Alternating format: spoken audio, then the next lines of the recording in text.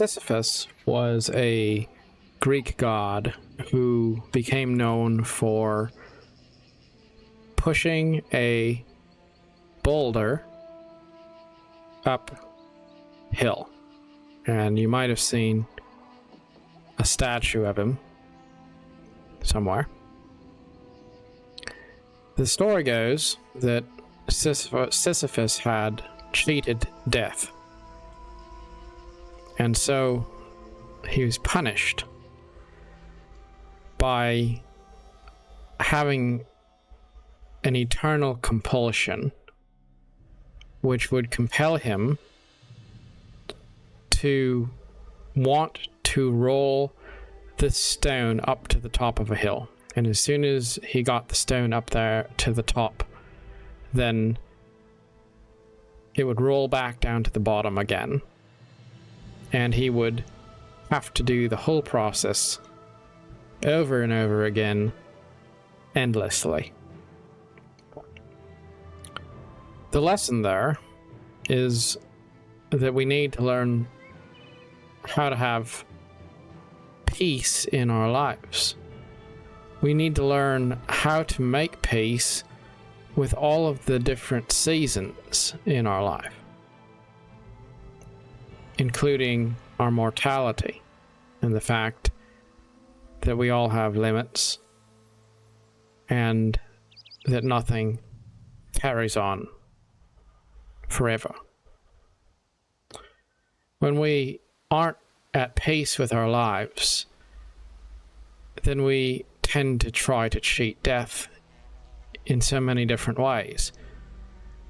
We want to create the illusion of immortality by amassing material wealth or rank or status or a career, flexing about things, boasting about things, always looking for some new way to, as mortal creatures, convince ourselves that we have somehow cheated the system, that we've somehow gotten around the inevitability of our limits. But when we do that,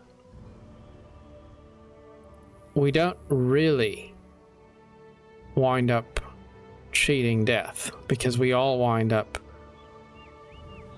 in the same place in the end. What happens, though, is we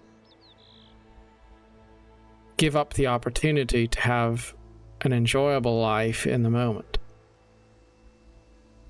So instead of living a good life and then resting when it's over, we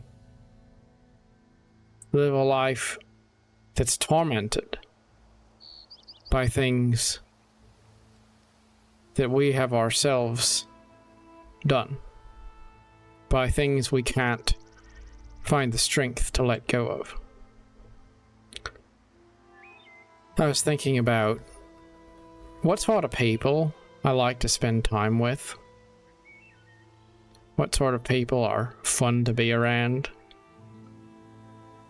And it occurred to me that the people who have the most obsession with being in control of everything, the people who are the most likely to always be uptight, always structuring their time, always trying to fulfill some sort of an agenda, always trying to be in control of the situation, the people who always have their 2 cents to weigh in on what they think should happen, or how they think something could be managed better, or really just anybody who's extremely obsessed with being in control of everything. Those are the kinds of people that aren't very fun to be around, because they make everything about them. They make everything about some sort of a competition. It's like the difference between a fun game you might play, which you do to unwind and relax and be creative, And super competitive games where people jump into a match and then they take it so seriously that the game is basically like a job, and their primary goal isn't to build other people up or have fun genuinely. It's to win at any cost, even if that means being angry or diminishing the quality of another player's experience. That's not really rewarding. But the people who I would enjoy being around the most are usually the people who don't have a lot of judgment. They don't have a lot of expectation.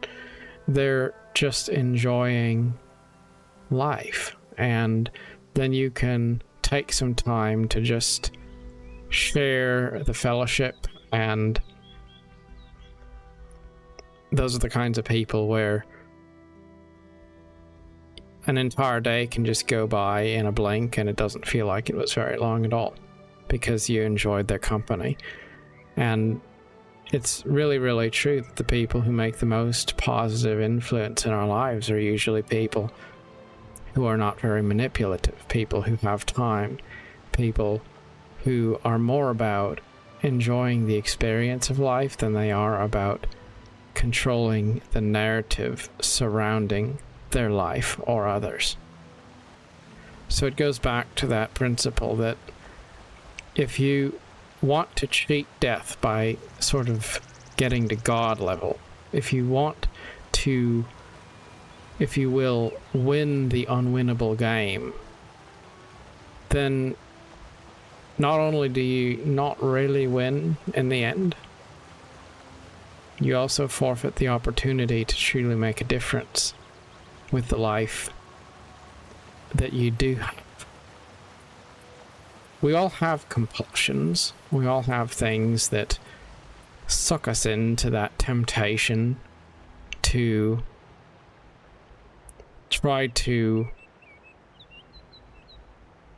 command and control instead of being at peace with the season of our life that we've been given. And we all have the compulsion in our own way to keep on rolling that boulder up to the top of the hill, even though we know that there's nothing at the top, but the inevitability that the boulder will roll back down to the bottom and we're going to have to start over again. It's that daily effort to be at peace with your life, to build people up, to gossip less, to forgive more, to be patient with the universe, to trust that things happen for a reason when they should happen, not before and not after, and to have a true sense that you're grateful for everything that happens in your life. We have these desires to try to find that balance, and then we also have the duality of always going back to those same disruptive thoughts that take away from that, that make us feel angry, that make us feel like we want to win that next battle so that we can flex on somebody. The desire to maybe want people to care about us, but then we don't want to invest in others. We have all of these sort of vices we go back to. And I guess that's the human condition, isn't it? But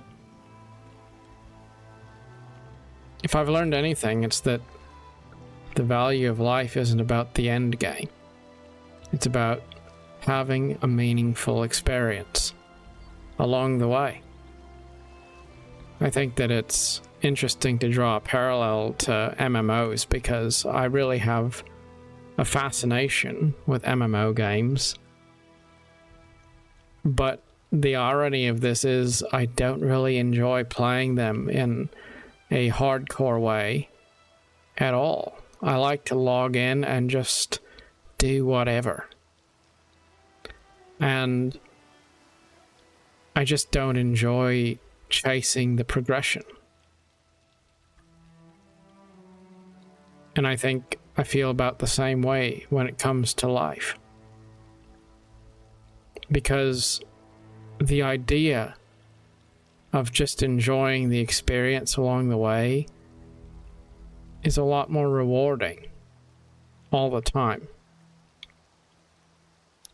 than trying to get to the end game, trying to win something, which is by definition designed to be unwinnable.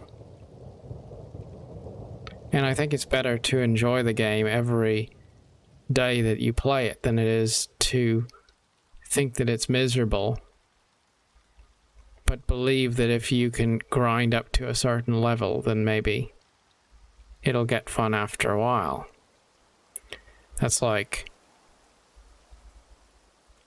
pushing that boulder up the hill over and over again and never really learning the lesson, which is that you should just enjoy the experience and stop pushing so hard.